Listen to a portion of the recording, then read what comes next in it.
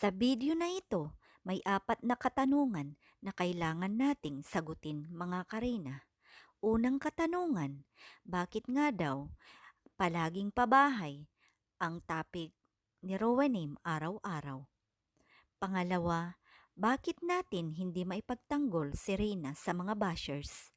Pangatlo, bakit nga daw hindi natin unahin ang gamutan at ibang pangangailangan kay Reyna bago bigyan ng pabahay si Reyna?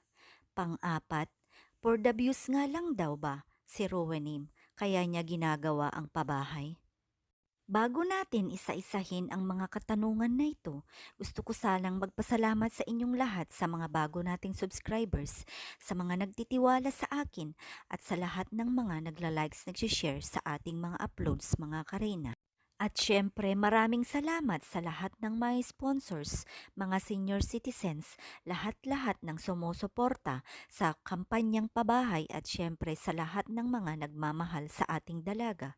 Mega love shoutout sa ating lahat. Napapansin natin na tila bang dumadami ang mga ayaw sa pabahay sa ngayon mga karina. Ano ang masasabi nyo sa inyong palagay ang dahilan? Layunin lang po ng inyong lingkod ang mabigyan ng pangalawang tahanan si Reyna na iyan naman ang nakikita ng karamihan na mas makabubuti sa ating dalaga. Pangalawang katanungan, bakit nga ba hindi natin maipagtanggol sa basher si Reyna? Mga kareyna, sabi nga nila, pagbatuhin ka ng bato, batuhin mo ng tinapay, hayaan mo ang Diyos na magtanggol sa mga inaapi. Kaya naman mga kareyna para sa akin, hindi ko po layunin na makipagbangayan sa mga taong nang babash kay Reyna. Mas pinipili ko po yung maganda at mapayapang layunin para mapabuti ang buhay ni Reyna.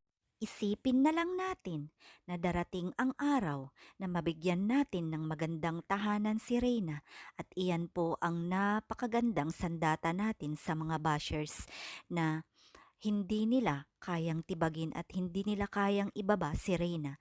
At kailanman tayong lahat na solid na nagmamahal kay Reyna, kailanman ay hindi tayo pati.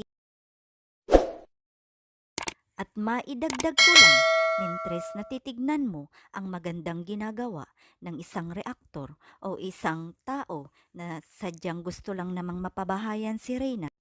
Kung ang paniniwala mo ay makabubuti na ikaw na lang ang magtanggol sa mga bashers, mas mabuti pa na ikaw na lang ang gumawa nito at huwag mong siraan ang mga plano na magaganda para kay Reyna. Una sa lahat, hindi po tayo nang uubliga ng gustong tumulong para sa pabahay kay Reyna. Ito ay mga voluntaryo lamang na kusa na ibibigay ng ating masugid na supporters at nagmamahal na mga sponsors ni Reyna. Pangatlo, bakit nga ba hindi natin unahin ang gamutan at ibang pangangailangan ni Reyna? Alam naman po ng karamihan na nakatutok ang mga butihing Reynas community sa pagpapagamot at ibang aspeto ng pangangailangan ni Reyna at nandyan po sila halos 90%, 99% nakasuporta po sa pabahay. At sa mga hindi pa po nakakaalam, napakaraming mga Reynas community, even sa kanilang mga admins ay talaga namang nakapagbigay na ng pondo para sa pabahay ni Reyna at isa rin sila sa mga naghahanap ng mga iba't ibang pwedeng mag-sponsors at naghahanap ng lupa at kung ano-ano pa na pwedeng lang gawin para sa bata. Pang-apat, for the views lang daw ni Rowenim, kaya naman nilulunsad ang pabahay. Mga kareyna, kung wala kayo, kung wala ang mga bigatin nating sponsors, kung wala ang lahat na nagmamahal kay Reyna, hinding-hindi po natin mauumpisahan ang pabahay dahil nakasalalay ang pondo upang mapabahayan natin si Reyna. Isa sa layunin ni Reyna o ni Rowenim na talaga namang may spread natin ang good news sa lahat ng mga tunay na nagmamahal kay Reyna. Kaya lagi kong sinasabi at lagi kong nagla-live or nagbibideo mga kasisi ko dahil gusto ko talaga na ipaalam sa buong mundo sa mga tunay na nagmamahal kay Reyna ang magandang balita patungkol sa pabahay dahil alam ko habang tayo ay nagtutulungan ay mas madami po tayong nagagawa para kay Reyna. Kaya sana wag po nating limitahan ang pwede nating magawa para kay Reyna. At sa mga non-stop na nang babash kay Reyna, as long na nandito po tayo sa social media, never po nating maiwasan ang mga bashers sa mundo mga kareyna. Kaya naman tulad ng sinabi ko, gumawa na lang po tayo ng mabuti at makakabuti kay Reyna upang sa ganun ay yun po ang talagang sandata natin upang ipakita sa lahat ng hinding-hindi po tayo papatinag sa mga bashers ni Reyna. At sa usaping for the views, baka hindi po natin naiintindihan ang salitang social media upang ipahayag o i-share ang ating mga iba't ibang platforms, iba't ibang talento, at iba't ibang gustong ipahayag or ipaabot sa mga tao na talaga namang sumusuporta sa iyo. At kung ayaw mo ng for the views, katulad ng sinasabi ko, pwede mong i-private ang iyong channel. Sana nakapag-iwan ako ng kaliwanagan sa ating mga katanungan at sana tuloy-tuloy lang po tayo sa mga pangarap natin na mga gaganda para kay Rina. Wag nating hayaan na manaig ang mga negative thoughts, mga karina.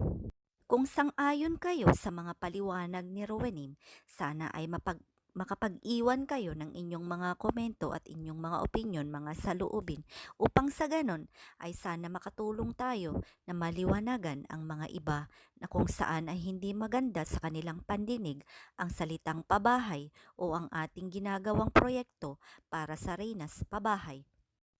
At nagpapasalamat ako sa lahat ng mga sponsors muli, sa lahat ng mga iba't ibang grupo, sa lahat ng mga individuals, mga silent viewers, lahat-lahat ng sumusuporta sa pabahay, lalong-lalo na sa kwento ng buhay ni Rina. Sana ay hindi tayo or hindi natin ito pagsasawaan anumang mangyari, anumang pangbabash. Sana ay nandyan tayo palagi upang sa ganun sama-sama na talaga namang sundan ang magagandang bagay na pwedeng mangyari kay Reyna.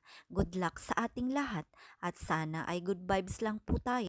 Alalahanin natin na tayo ay pinagbuklod-buklod ng dahil sa kwento ng buhay ni Reyna upang hindi tayo magkagulo-gulo or mag-away-away na talaga namang nagkakaisa na mahalin ang kwento ng buhay ni Reyna. Katulad ng sinabi ni Kalinga Prab, habang tayo or ating nilunsad or iminungkahi sa kanya ang pabahay para kay Reyna ay ayon sa kanya ang anumang tulong na pwedeng ikabubuti ni Reyna ay talaga namang ino-authorize niya ito dahil hindi naman po niya magagawa ang lahat ng bagay na pwedeng ikabubuti ni Reyna kung hindi po tayo magtulong-tulong sa social media. Maraming salamat mga kareyna.